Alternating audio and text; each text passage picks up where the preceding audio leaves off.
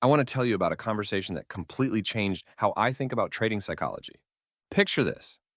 You're sitting across from someone who has access to data on hundreds of thousands of traders, someone who can see, in real time, which psychological patterns lead to payouts and which ones lead to blown accounts. Someone who knows, often within days, whether a trader will make it or not. I recently sat down with Saul Loia, CEO of the 5Rs, one of the oldest prop firms in the industry, and what he revealed about trader behavior, the data patterns they see, and why most traders fail. It honestly shook me. And see, I've blown my share of accounts. I've felt that gut-wrenching moment when you're up 8% on a funded account and then make one emotionally driven decision that takes it all away. I thought I understood trading psychology, but this conversation revealed something I'd never considered. The real psychological difference between traders who consistently get payouts versus those who don't has nothing to do with what strategy they use. Let me take you inside this conversation, because buried in here are insights that could save you years of frustration and thousands of dollars. The evolution problem. Saul started trading back in 2010. No Instagram, no TikTok gurus, no ICT or smart money concepts yet. And here's what struck me about his journey. It mirrors something I've experienced myself, and maybe you have too. He began trading daily charts, trying to hold positions for weeks. Sounds sophisticated, right? Professional even. But he couldn't sleep at night. The psychological weight of having thousands of dollars floating on multi-day trades destroyed him. I remember my own version of this. Entering a trade on Monday morning, checking it obsessively through Tuesday, watching a healthy 50% retracement on Wednesday that's technically normal, but feels like torture, then finally hitting target on Friday, only to realize the emotional cost wasn't worth it. The constant checking, the mind games, the what-ifs. Saul eventually discovered something crucial. His trading style needed to match his psychology, not what YouTube said was professional or efficient. He migrated completely to the opposite end, scalping on the 1-minute chart. Now here's where it gets interesting. He openly admits this isn't the most efficient approach. More commissions, more spread costs, smaller profits per trade, but it's his edge psychologically. He can open a session, actively manage it, close everything out, and move on with his day. No trades bleeding into his evening, no waking up to surprise movements. This taught me something profound. The best strategy isn't about risk to reward ratios or win rates on paper. It's about what you can execute consistently without psychological breakdown. And here's the kicker.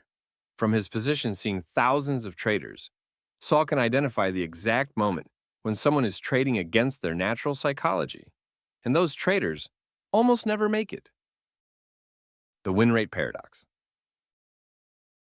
Let me share something that goes against everything you've probably heard on trading YouTube. Saul maintains an 80% plus win rate. Incredible, right? But here's the twist.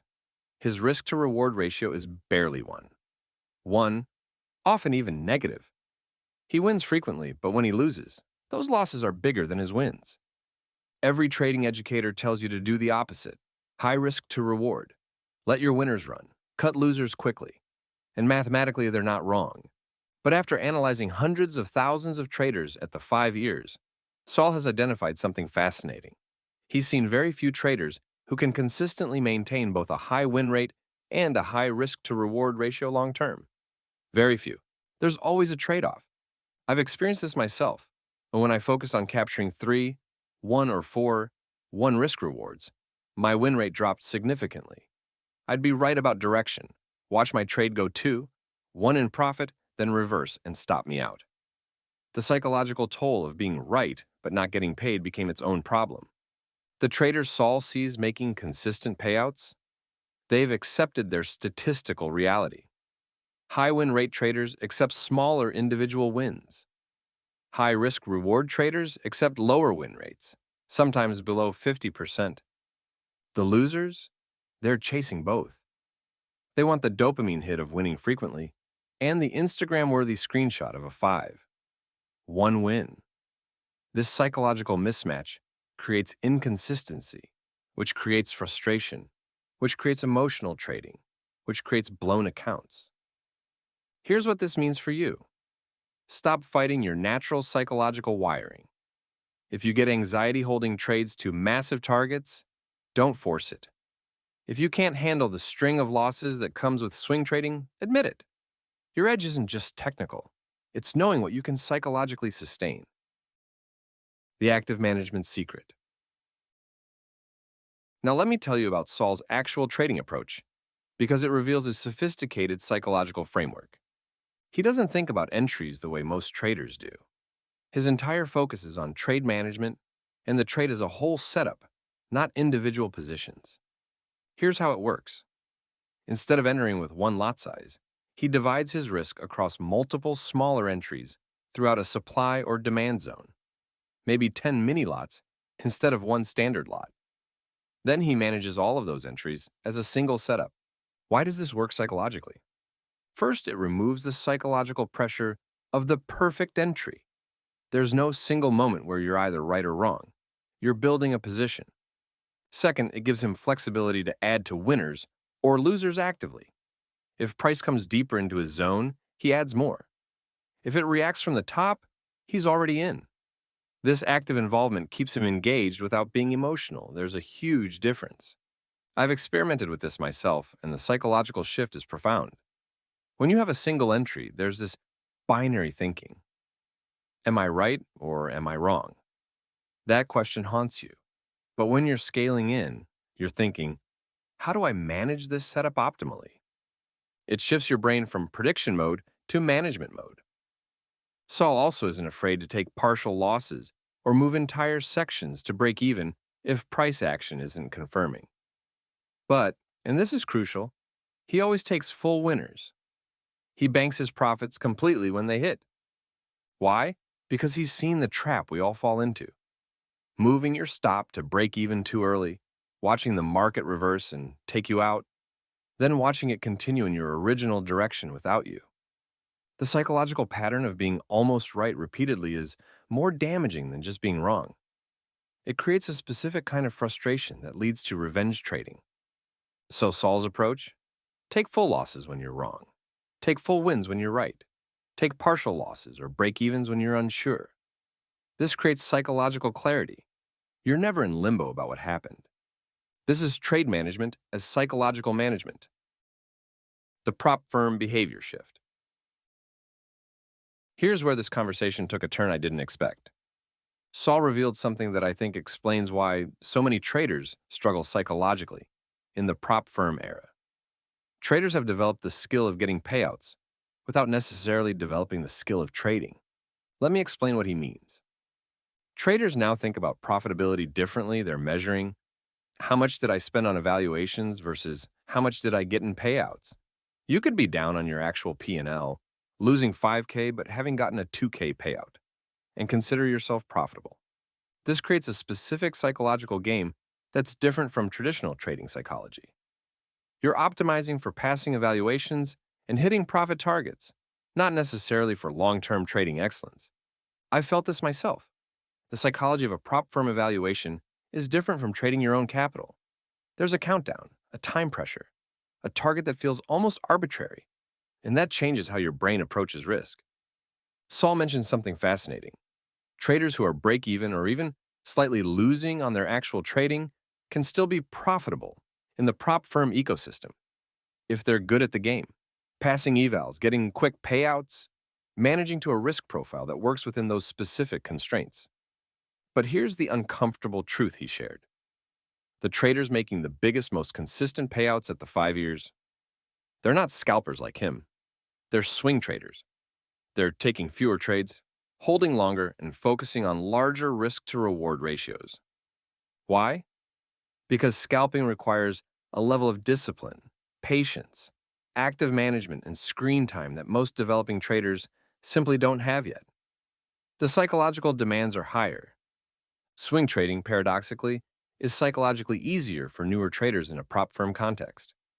Find a good signal, enter, set your stops, and let it run. Less decision-making. Fewer opportunities for emotional mistakes. This completely inverted my assumptions. I thought lower timeframes would be easier because you get faster feedback. But Saul's data shows the opposite. The faster feedback creates more opportunities for psychological mistakes. The leverage death spiral. Let me tell you about one of the most damaging psychological patterns Saul sees, and I've absolutely experienced this myself. The 5 ERs ran an experiment. They offered two identical accounts, one with 6 leverage and one with 30 leverage. Everything else was the same. Same rules, same profit targets, same drawdown limits. Guess which one had better performance? The 6 low leverage account, by a significant margin. Why? The psychology of leverage is insidious. When you have access to higher leverage, you take your full losses. But when you're winning, you cut it early. You're afraid of giving back gains. So you end up with a pattern of small wins and large losses, the exact opposite of what you need. Lower leverage forces you into better risk management purely by constraint. You can't overtrade. You can't revenge trade as easily. You're limited by the math itself. Saul sees this pattern repeatedly. Traders in drawdown take one massive, oversized trade trying to recover quickly. And that trade either blows the account completely or digs them deeper. The same pattern happens when traders get close to their profit target. Let's say you need 2% more to pass your valuation. Suddenly, instead of staying consistent, you risk 5% on a single trade because you want it now. You're so close. The dopamine is right there. I've done this exact thing. You're at 8% profit on a 10% target, and suddenly you start thinking, if I just nail this one setup, I'm done. I can take next week off. I can get my payout. That's not trading psychology. That's gambling psychology. The traders who consistently get payouts, they use the same lot size, the same risk per trade, over and over, even when they're close to target, especially when they're close. Inside the risk management machine. This next part was like looking behind the curtain of Oz. Saul walked me through how prop firms actually manage risk on the back end, and it completely changed my understanding of the business model. The old model was simple. Charge evaluation fees, profit split 50/50ths, send trades to the real market, a book model. But with competition, that model broke. Evaluation fees dropped, profit splits increased to 80 to 90%, and maximum drawdowns got larger. The economics stopped working, so firms had to get creative. Pure B-booking, keeping all trades internal, essentially betting against traders, also doesn't work long-term. You're relying only on evaluation fees as revenue. When traders win, you pay them, but make nothing. When they lose, you save the payout, but don't profit. It's not sustainable. The sophisticated approach, hybrid risk management using AI and machine learning. Here's what blew my mind. The 5 years can now predict, often within days, whether a trader will likely make a payout or blow their account, just based on behavioral patterns in the data. They profile every trader, not by name or demographics, but by trading behavior. Then they decide dynamically, A, book this trader, send to real market, B, book this trader, keep internal, or C, book, hedge against them in specific ways. For A-booked traders, they're essentially partnering with you. They want you to win because they're in the market with you. For B-booked traders, showing patterns of inevitable failure, they're betting against you, but this isn't malicious, it's actuarial like an insurance company. The uncomfortable truth? Most traders fit the losing pattern.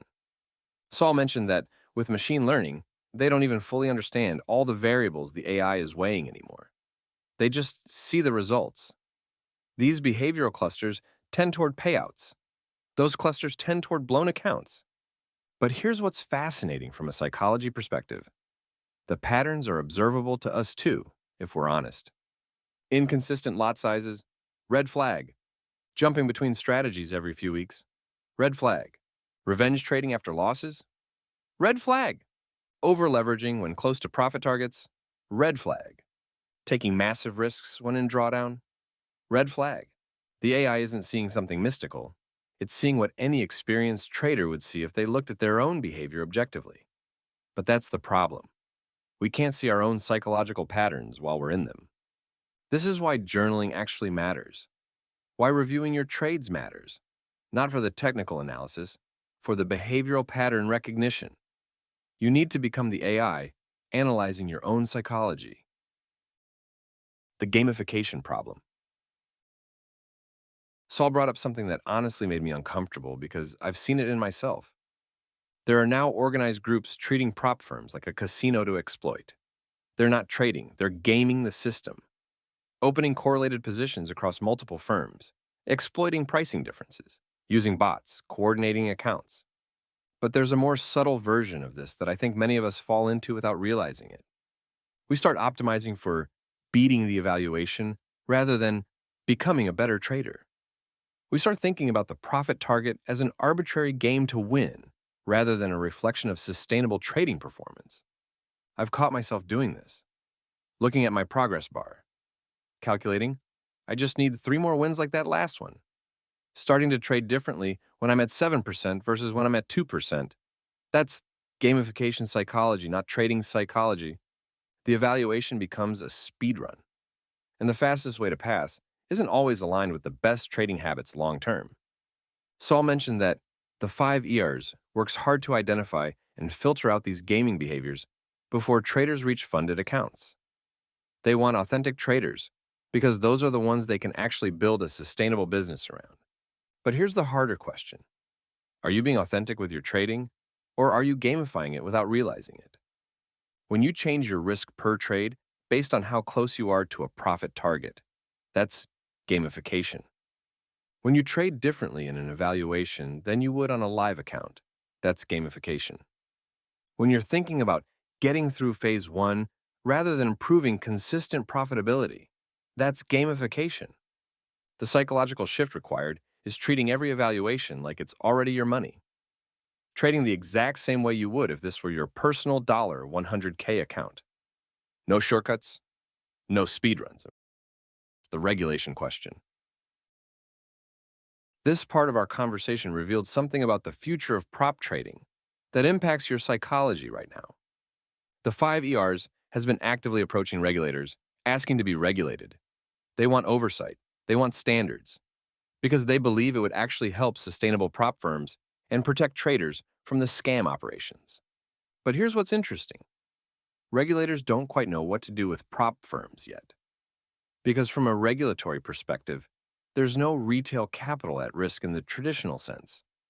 You're not depositing money into a trading account. You're paying for an evaluation service. This ambiguity creates psychological uncertainty for traders. You don't have the same protections you might with a regulated broker. You're trusting the firm's reputation and business model. Saul believes regulation will eventually come, likely requiring firms to maintain minimum capital reserves and follow specific business practices, similar to how brokers are regulated. But it's not here yet. From a psychology perspective, this means you need to be more discerning. You need to do your research. Look for firms with track records, transparent practices, and consistent payout histories. I've learned this the hard way. Trading with a sketchy firm, even if you pass the evaluation, creates background anxiety. You're always wondering if the payout will actually come. That anxiety affects your trading psychology. Trade with firms that have been around for years, have public reputations to protect, and have clear processes. The peace of mind is worth potentially paying slightly higher evaluation fees. The pattern of success. Let me tell you about what Saul sees in the 5% who actually make it. The 5 Years has a scaling program where they double your account at certain milestones. So traders can go from 10K to 15K to 30K to 60K to 120K relatively quickly if they're consistent. But very few make it to the top of that pyramid. It's exponential drop-off. The ones who do, they share specific behavioral patterns. They all use stop losses religiously. There's no hoping, no praying, no, it'll come back. They take their losses cleanly. They're not scalping. Despite Saul himself being a scalper, the data shows swing traders scale up more consistently. They take fewer trades, hold them longer, let them develop. They trade with surprisingly low leverage.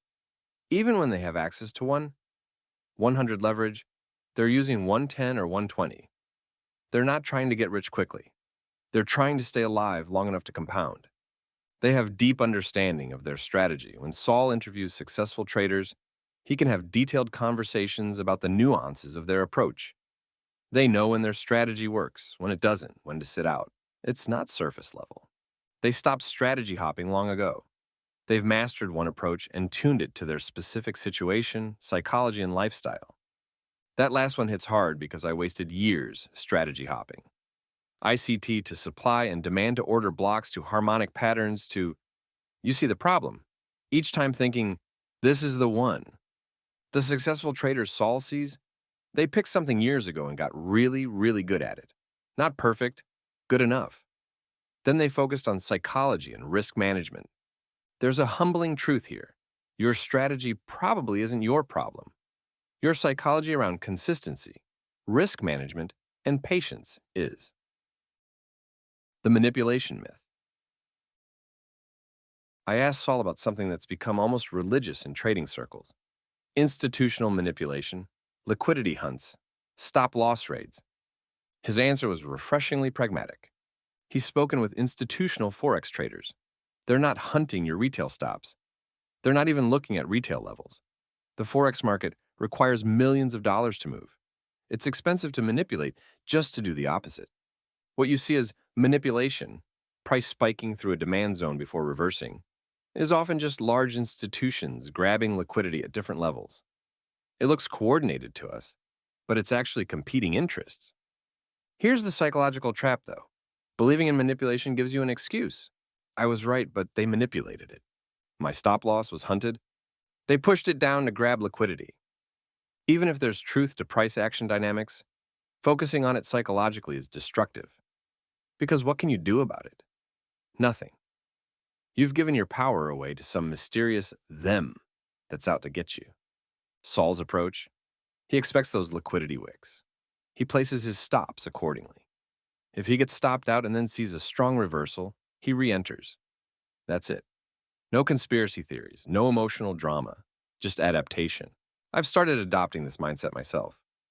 When price does something that looks like manipulation, I just think, that's what large capital looks like moving in real time. Not personal, not targeted at me, just market dynamics. This shift in perspective from them versus me to this is just how markets move is psychologically liberating.